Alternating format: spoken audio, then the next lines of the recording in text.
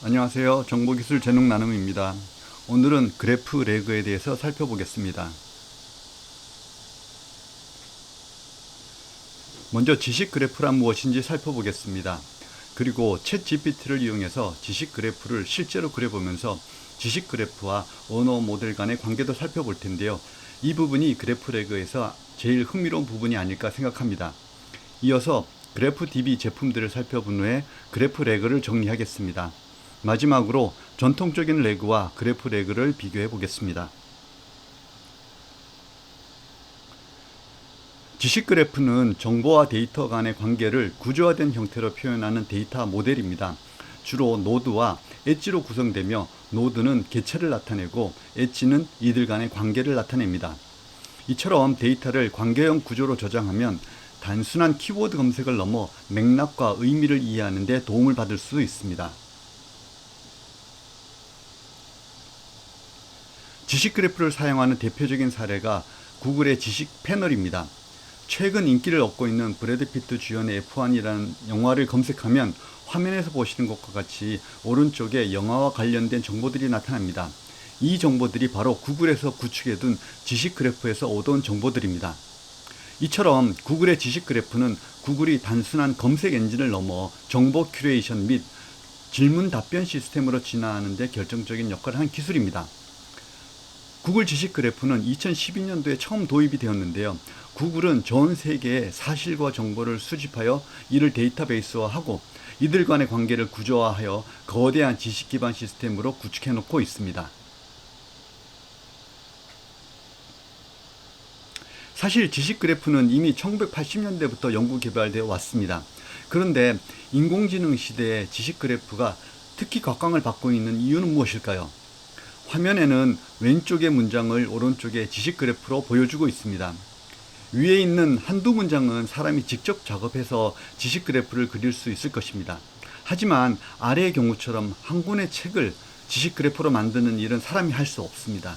그런데 바로 거대 언어 모델이 이러한 일에 적합한 것이 확인이 된 것입니다.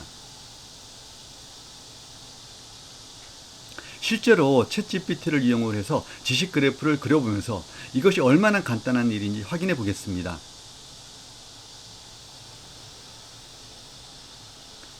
다음은 챗 GPT로 지식 그래프를 그리기 위한 프롬프트입니다. 사실 이 프롬프트도 챗 GPT가 알려준 것입니다. 프롬프트의 내용이 무엇인지 한번 살펴보면 챗 GPT에게 너는 지식 그래프 생성하는 전문가라고 먼저 알려줍니다. 그리고 임무는 주어진 문장에서 엔터티와 관계를 추출하여 주어, 서술어, 목적어 형태로 구성하는 것이라고 알려줍니다. 다음으로 예를 통해서 챗 GPT가 해야 할 일을 다시 한번 설명을 해줍니다. 두 개의 문장이 있습니다. Albert Einstein developed the theory of relativity. He was born in Ulm 이라고 되어 있는 두 개의 문장이 있는데요. 이 두 개의 문장에서 두 개의 주어, 서술어, 목적어 구조가 만들어지는 예를 보여줍니다. 다음은 실제로 지식 그래프를 만들 문장입니다. 아인슈타인, 뉴턴, 다인에 대한 설명을 위키피디아에서 정리를 하였습니다. 각각 4개에서 5개 문장으로 되어 있습니다.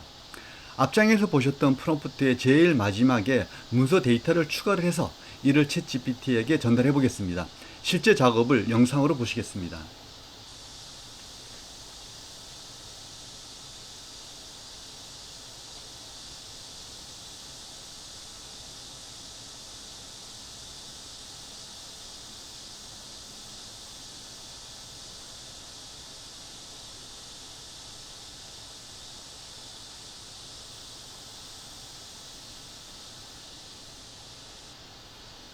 화면에서 보셨던 챗 GPT의 작업 결과 중 일부입니다. 그리고 이를 그래프로 나타내 보면 다음과 같습니다. 정보가 많아서 글자들이 매우 작은데요. 오른쪽 아래가 아인슈타인, 왼쪽이 뉴턴, 그리고 그 아래가 다인입니다. 이 지식 그래프에서 흥미로운 점은 뉴턴과 다인이 하나의 노드로 연결되어 있는데요. 이 둘을 연결한 노드 가운데 있는 노드는 잉글랜드입니다. 잉글랜드이고 엣지도 동일하게 본인, 즉 출생지를 나타냅니다.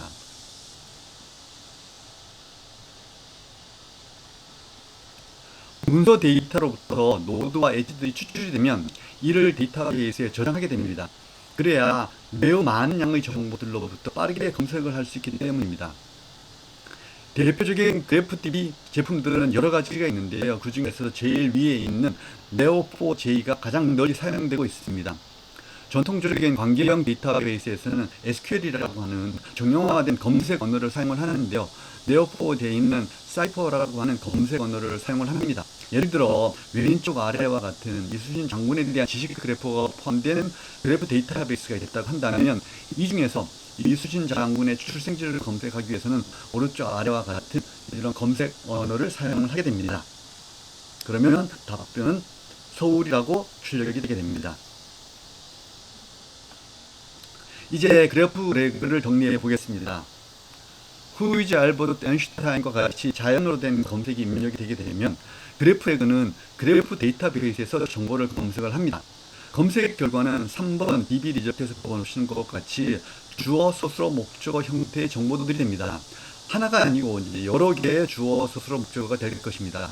그러면 이 검색 결과들을 그대로 언어 모델에 전달을 해주게 되면 언어 모델은 우리가 이해할 수 있는 문장 형태로 바꿔서 최종적으로 출력을 해주게 됩니다. 이것이 바로 그래프 레그가 되겠습니다. 마지막으로 전통 그래프 레그와 그래프 레그를 간단히 한번 비교해 보겠습니다. 진행 순서는 전통적인 레그랑 그래프 레그랑 동일합니다. 다만 차이점은 중간에 있는 2번 단계와 3번 단계에 있는데요. 아래쪽 테이블에 있는 전통적 레그의 경우에는 벡터 DB를 사용을 하게 되고요. 검색 문장과 벡터 DB 내의 문장들 간의 문장 유사도 검색을 하게 됩니다. 이를 통해서 3번의 검색 결과들, 즉 문장들로 출력이 되게 되겠습니다. 그러면 최종 출력 결과는 언어 모델이 검색 결과들을 우리가 이해할 수 있는 문장을 구성해 준 것입니다.